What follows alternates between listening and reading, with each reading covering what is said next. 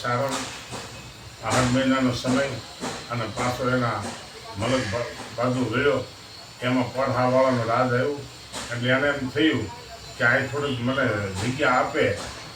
તો હું અહીંયા ઉતારા કરું પણ પડહાવાળા જગ્યા આપે ટૂંકમાં કહું એમાં સારણને ગળાના હમદન ગયો હું આગળ દરબારગઢમાં આવું છું વસંતાનું પાણી આવ્યું અને સારણ તણાઈ ગયો અને સારણ ગાંડો થયો. સારણ શું કહે છે? પણ આવીને અમે એ ઉતારો કર્યો હરે રે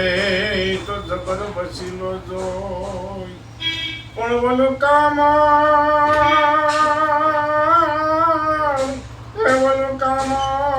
તારું નહીં કોઈ